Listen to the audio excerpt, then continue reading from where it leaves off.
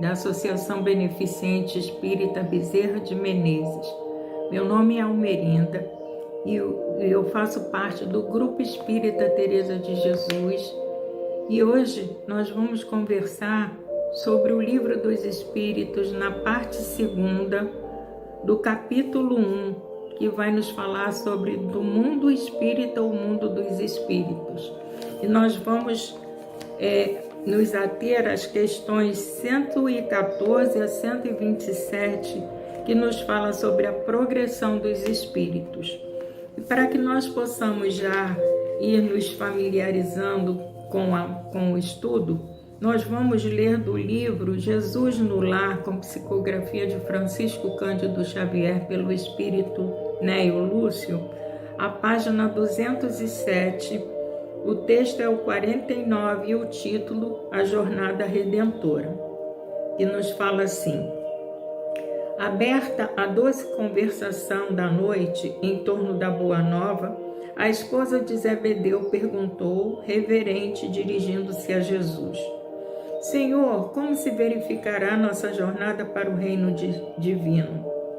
O Cristo pareceu meditar alguns momentos e explanou: num vale de longínquo país, alguns judeus cegos de nascença habituaram-se à treva e à miséria em que viviam, e muitos anos permaneciam na furna em que jaziam mergulhados.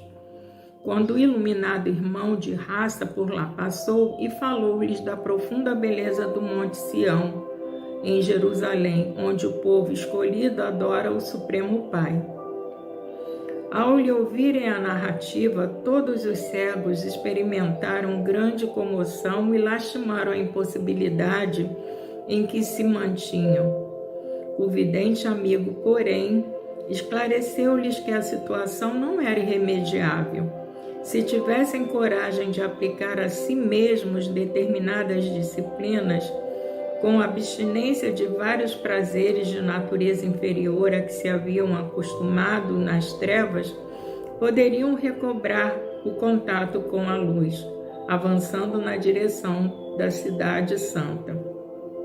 A maioria dos ouvintes recebeu as sugestões com manifesta ironia, assegurando que os progenitores e outros antepassados haviam sido igualmente cegos, e que se lhes afigurava impossível a reabilitação dos órgãos visuais.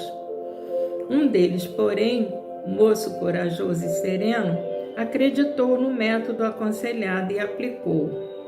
Entregou-se primeiramente às disciplinas apontadas e, depois de 4 anos de meditações, trabalho intenso e observação pessoal da lei, com jejum e preces, obteve a visão.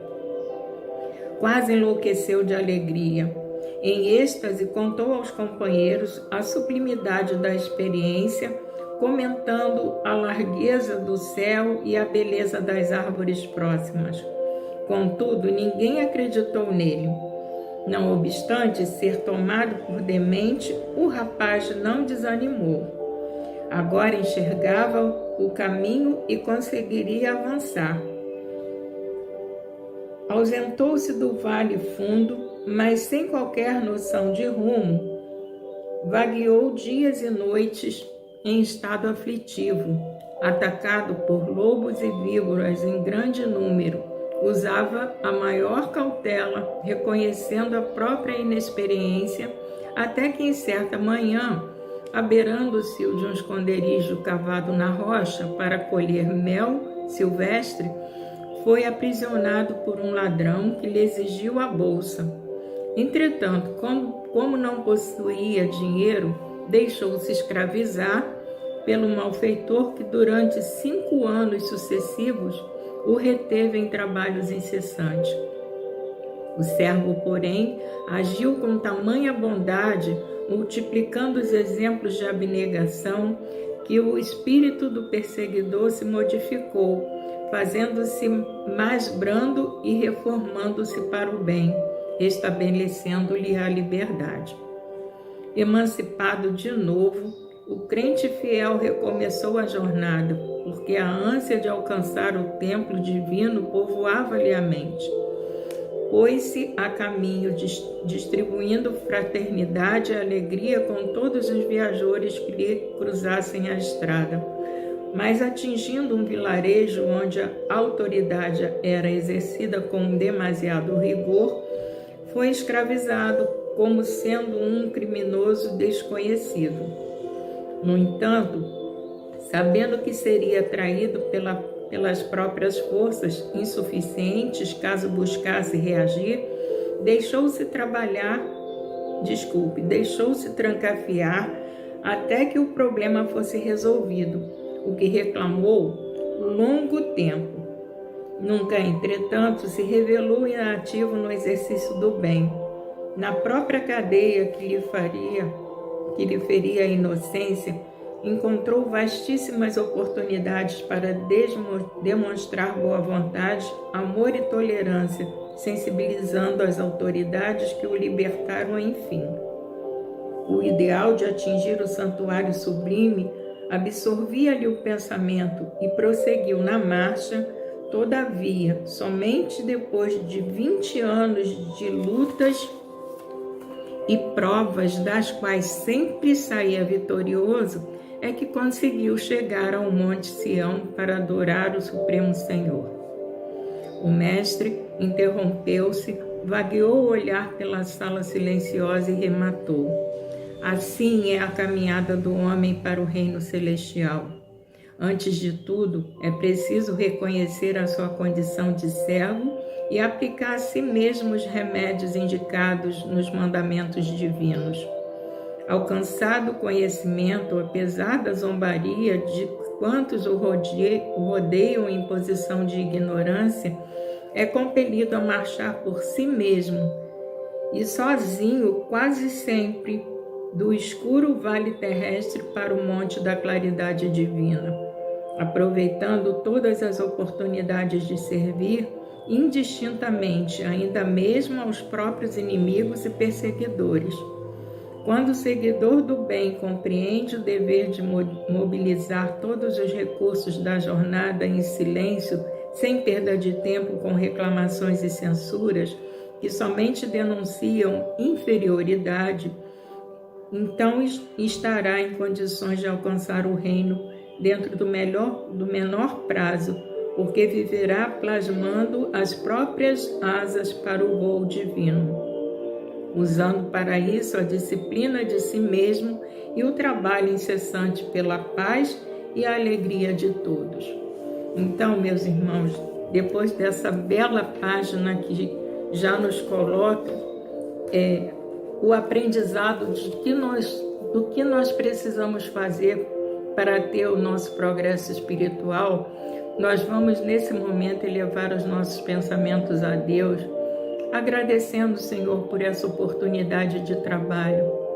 Que eu possa, Senhor, diante desse estudo, fazer a colocação com simplicidade e clareza, para que todos aqueles que estiverem me ouvindo, encarnados e desencarnados, possam entender o objetivo do que os Espíritos trouxeram a Allan Kardec, para que nós consigamos pôr em prática a nossa evolução espiritual, para alcançarmos, Senhor, um dia, quem sabe, segundo a Tua vontade, um mundo já em regeneração.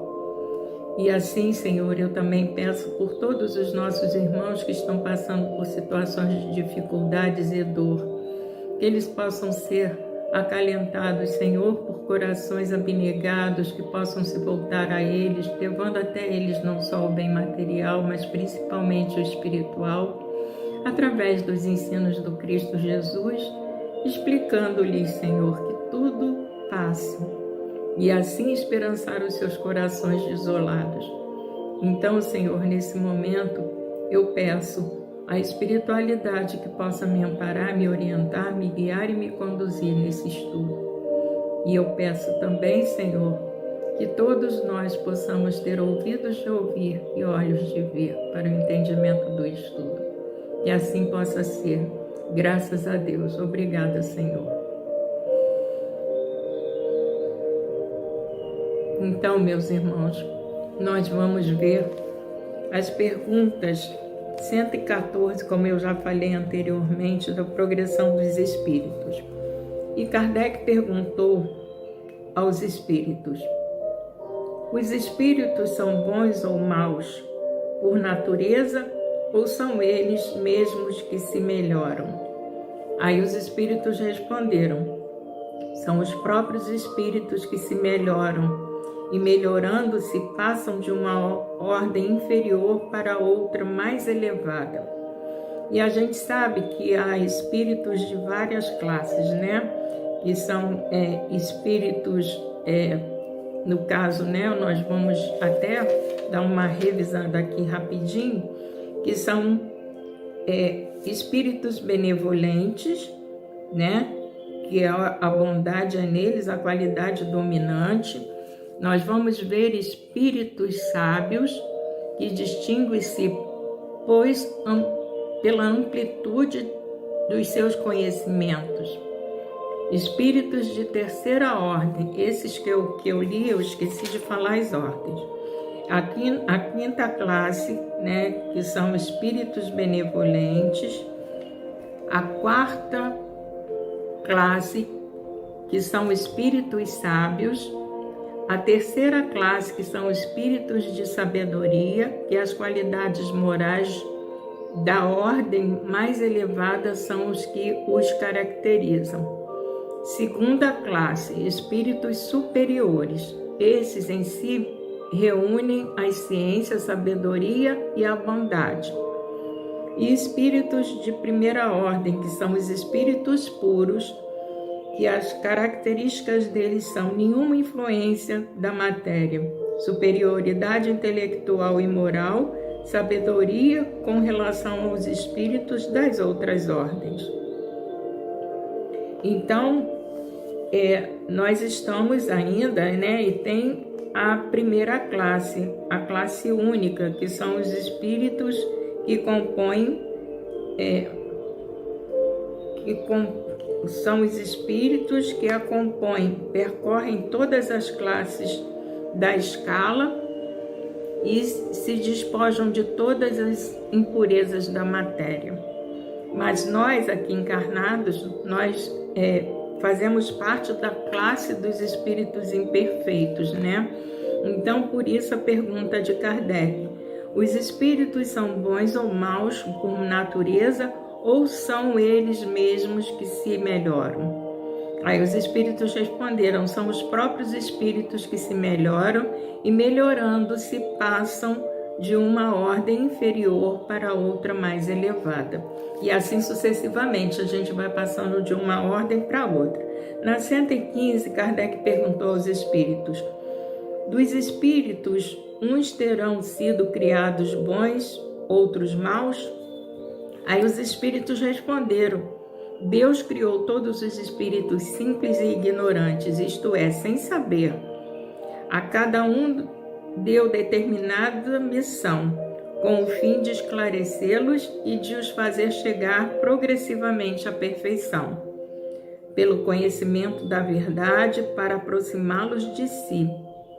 Nesta perfeição é que elas encontram a pureza e a eterna felicidade, passando pelas provas que Deus lhes impõe, é que os espíritos adquirem aquele conhecimento. Uns aceitam submissos essas provas e chegam mais depressa à meta que lhe foi assinalada. Outros, sob a outros suportam murmurando e pela falta em que desse modo incorrem, permanecem afastados da perfeição e da prometida felicidade. E essa questão, a 115, ela se desdobra na questão A também, né? Então, Kardec perguntou: segundo o que acabais de dizer, os espíritos em sua origem seriam como as crianças, ignorantes e inexperientes, só adquirindo pouco a pouco os conhecimentos de que carecem com o percorrerem as diferentes fases da vida? Aí os espíritos responderam que sim, a comparação é boa. A criança rebelde se conserva ignorante e imperfeita. Seu aproveitamento depende da sua maior ou menor docilidade. Mas a vida do homem tem termo, ao passo que a dos espíritos se prolonga ao infinito. Então a gente sabe, né, que as crianças, quando elas são dóceis, você consegue chegar até elas, explicar e elas compreendem. E assim são os espíritos também, né? Mas só que nós temos, no caso, a imortalidade da alma, né? Então a gente vai reencarnando, a cada reencarnação a gente vai se aprimorando mais e mais, até chegarmos, se Deus quiser, à perfeição relativa que todos nós fomos destinados. Na 116, Kardec perguntou aos espíritos: haverá espíritos que se conservem eternamente nas ordens inferiores? Aí eles responderam que não. Todos se tornarão perfeitos, mudam de ordem mais demoradamente, porquanto, como já doutra vez dissemos, um pai justo e misericordioso não pode banir seus filhos para sempre. Pretenderias que Deus, tão grande, tão bom, tão justo, fosse pior do que vós mesmos? Então eles respondem com uma pergunta, e a gente sabe que Deus é justo e misericordioso, então realmente Ele vai nos dando sempre novas oportunidades para que nós possamos nos ver, nos rever, e daí a gente ir eliminando todas as nossas más tendências para que nós consigamos alcançar essa perfeição relativa que todos nós estamos destinados. Na 118, Kardec perguntou: podem os espíritos degenerar? Aí eles responderam que não, porque ninguém retrocede, todos nós vamos caminhando, podemos até estacionar, mas retroceder jamais, a gente vai sempre caminhar, nem que seja como o Emmanuel fala, 1 milímetro por dia, mas a gente vai conseguir chegar lá, a gente vai conseguir. Vamos demorar um pouco mais? Vamos demorar um pouco mais, mas todos nós iremos avançar e alcançar essa perfeição que nós estamos buscando. Na 119, Kardec perguntou aos espíritos: não podia Deus isentar os espíritos das provas que lhes cumpre sofrer para chegarem à primeira ordem? Aí eu acho engraçada essa pergunta, né? Porque assim, Jesus passou por tudo isso que nós estamos passando. Por isso Ele sabe das nossas dores, sabe dos nossos sentimentos, nos conhece um por um, porque Ele veio evoluindo a cada oportunidade reencarnatória que Ele teve. Então, como Deus justo, bom, né, e misericordioso, iria beneficiar uns e deixar outros para trás? Quem costuma fazer isso, na realidade, somos nós ainda encarnados, que às vezes a gente age dessa maneira, mas Deus jamais faria uma coisa dessa. Então a oportunidade é igual para todos. Deus não é parcial, né?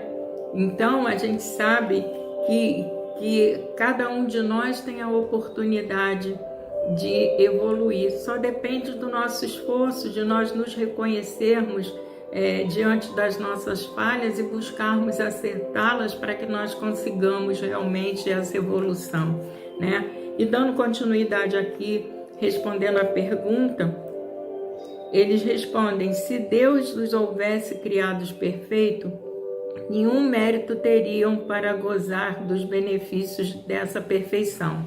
Onde estaria o merecimento sem luta? Demais, a desigualdade entre eles existente é necessária às suas personalidades. Acresce ainda que as missões que desempenham nos diferentes graus da escala estão nos desígnios da providência para a harmonia do universo. Então, nós sabemos que cada um de nós está num grau diferenciado, né? E assim a gente vai conseguindo a nossa progressão espiritual gradativamente. Aí, Kardec, eu tô com um pouco de dificuldade de leitura por causa do óculos, pois que na vida social todos os homens podem chegar às mais altas funções. Seria o caso de perguntar-se por que o soberano de um país não faz a cada um dos seus soldados um general? Por que todos os empregados subalternos não são funcionários superiores? Por que todos os colegiais não são mestres? Ora, entre a vida social e a espiritual, há esta diferença, enquanto que a primeira é limitada e nem sempre permite que o homem suba todos os seus degraus, a segunda é indefinida e a todos oferece a possibilidade de se elevarem aos graus supremos. Então, encarnados, nós não temos a possibilidade, como espíritos, né, de nos elevarmos, só depende de cada um de nós. Na 120, Kardec pergunta: todos os espíritos passam pela fieira do mal para chegar ao bem? Pela fieira do mal, não. Pela fieira da ignorância, ou seja, o mal é praticado por ignorância daquele espírito. Não que nós tenhamos sido criados maus, não. Nós é que conseguimos fazer com que essa maldade fosse intrínseca em cada um de nós. Na 121, Kardec pergunta: por que alguns espíritos seguiram o caminho do bem e outros do mal? Aí eles respondem: não têm eles o livre-arbítrio? Deus não os criou maus, criou-os simples e ignorantes, isto é, tendo tanta aptidão para o bem quanto para o mal. Os que são maus, assim se tornaram por vontade própria. Então nós sabemos, né, já que Deus nos criou simples e ignorantes, e a opção, usando o nosso livre-arbítrio, é nosso, de fazer o mal, de fazer o bem. E muitos de nós escolheu fazer o mal, infelizmente. Na 122, Kardec pergunta: como podem os espíritos em sua origem, quando ainda não têm consciência de si mesmos, gozar da liberdade de escolha entre o bem e o mal? Há neles algum princípio, qualquer tendência que os encaminhe para uma senda de preferência a outra? Aí eles responderam que o livre-arbítrio se desenvolve à medida que o espírito adquire a consciência de si mesmo. Já não haveria liberdade desde que a escolha fosse determinada por uma causa independente da vontade do espírito. A causa não é esta nele, está fora dele, nas influências a que cede em virtude da sua livre vontade. É o que se contém na grande figura emblemática da queda do homem e do pecado original. Uns cederam às tentações, outros resistiram. E essa questão se desdobra em A e B. E na A, Kardec perguntou: desde onde vêm as influências que sobre eles se exercem? Aí eles responderam: dos espíritos imperfeitos que procuram apoderar-se dele, dominá-lo e que rejubilam com fazê-lo sucumbir. Foi isso o que se intentou simbolizar as figuras de Satanás. E a gente sabe que nesse caso são os nossos irmãos ainda desencarnados que estão adormecidos no mal. Não é o Satanás, não existe. Sim, existem espíritos maus que influenciam aqueles que se comprazem com as ideias que eles nos trazem. E na B, Kardec perguntou: tal influência só se exerce sobre espíritos em sua origem? Aí eles responderam: acompanha-o na sua vida de espírito, até que haja conseguido tanto império sobre si mesmo que os maus desistem de obsidiá-lo. Então só depende de nós a nossa liberdade, né? Na 123, Kardec perguntou: por que a Deus permitido que os espíritos possam tomar o caminho do mal? Aí eles responderam: como ousas pedir a Deus conta dos seus atos? Supondes poder penetrar-lhes os desígnios? Poderia, todavia, dizer o seguinte: a sabedoria de Deus está na liberdade de escolher que Ele deixa a cada um, porquanto assim cada um tem o mérito das suas obras. Deus nos deu o livre-arbítrio para nossa escolha. Então, só depende de nós. Se nós cometermos erros, a responsabilidade é nossa e não de Deus. Deus nos criou simples e ignorantes do caminho da evolução. Então, se nós pegássemos o caminho reto, aquele caminho que Jesus veio nos dizer no seu Evangelho, nós já estaríamos à frente há muito mais tempo. Mas nós somos teimosos, nós somos ignorantes, então nós preferimos sempre o caminho mais fácil, né? Aquele caminho que a gente acha que é mais largo, a gente caminha, quando na realidade Jesus veio nos mostrar o caminho estreito, a porta estreita, mas a gente faz questão de andar pela mais larga. Aí se lamenta porque não conseguiu a evolução necessária na encarnação a que nos foi dado seguir.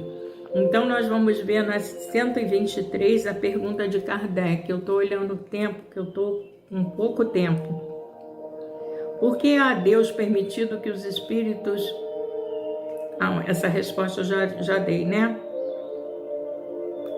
Na 124, Kardec perguntou: pois que há espíritos que desde o princípio seguem o caminho do bem absoluto e outros o do mal absoluto, deve haver, sem dúvida, graduações entre esses dois extremos, não? Aí eles responderam que sim, certamente, e os que se acham nos graus intermédios constituem a maioria, ou seja, aqueles que escolhem o caminho mais largo é a sua maioria, né? Então a gente sabe que a maldade, por enquanto, nesse planeta de provas e expiações, a maldade ainda é bem elevada, mas no planeta de regeneração, aí o bem vai conseguir suplantar um pouco esse mal. Na 125, Kardec perguntou: os espíritos que enveredaram pela senda do mal poderão chegar ao mesmo grau de superioridade que os outros? Aí eles responderam que sim, mas as eternidades lhes serão mais longas. Por essas palavras, as eternidades se deve entender a ideia de que os espíritos inferiores fazem da perpetuidade de seus sofrimentos, cujo termo não lhes é dado ver. Ideia que revive todas as vezes que sucumbem numa prova. Então, é assim, essa eternidade, eles pensam que a eternidade daquele sofrimento é eterna, mas eles não têm consciência de que só depende deles a mudança desse quadro. Na 126, Kardec perguntou aos espíritos chegados ao grau supremo da perfeição: os espíritos que andaram pelo caminho do mal têm aos olhos de Deus mesmo mérito do que os outros? Aí eles responderam: Deus olha de igual maneira para os que se transviaram e para os outros, e a todos ama com o mesmo coração. Aqueles são chamados maus porque sucumbiram. Antes não eram mais que simples espíritos. Na 127, Kardec perguntou: os espíritos são criados iguais quanto às faculdades intelectuais? São criados iguais, porém não sabendo de onde vêm Preciso é que o livre-arbítrio siga seu curso. Eles progridem mais ou menos rapidamente em inteligência como em moralidade, mas a gente sabe que a inteligência ela está num grau bem elevado, agora a moral precisa ainda muito ser elevada. Aí Kardec finaliza dizendo assim: os espíritos que desde o princípio, seguem o caminho do bem, nem por isso são espíritos perfeitos. Não têm, é certo, maus pendores, mas precisam adquirir a experiência e os conhecimentos indispensáveis para alcançar a perfeição. Podemos compará-los às crianças que, seja qual for a bondade dos seus instintos naturais, necessitam de se desenvolver e esclarecer, e que não passam sem transição da infância à madureza. Simplesmente, assim como há homens que são bons e outros que são maus desde a infância. Desde a infância também há espíritos que são bons e maus desde a origem, com a diferença capital de que a criança bem instruída,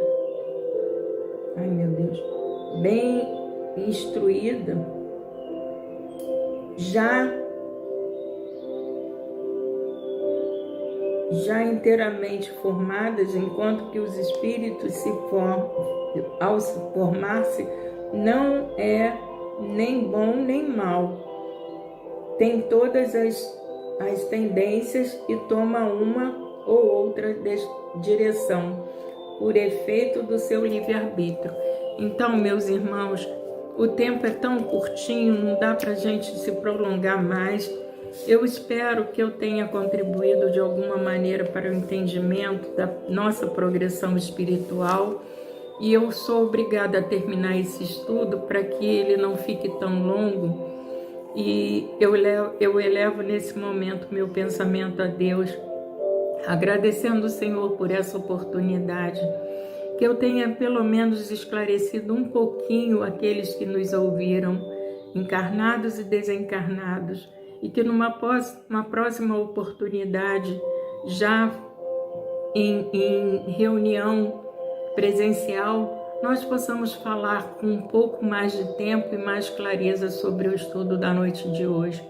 E pedimos nesse momento, Senhor, para que olhe por cada um dos seus filhos, dando-nos força e coragem para continuarmos a nossa caminhada espiritual em busca da nossa perfeição relativa, que todos nós estamos destinados.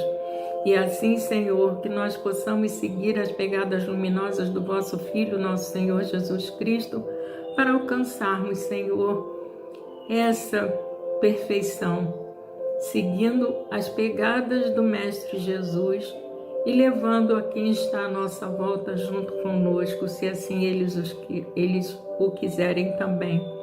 Então, nesse momento, nós vamos fazer a oração que o vosso Filho, nosso Senhor Jesus Cristo, nos ensinou, dizendo assim: Pai nosso que estás nos céus, santificado, Senhor, seja o vosso nome, venha a nós o vosso reino, seja feita a vossa vontade, Senhor, e não a nossa, assim na terra como no céu.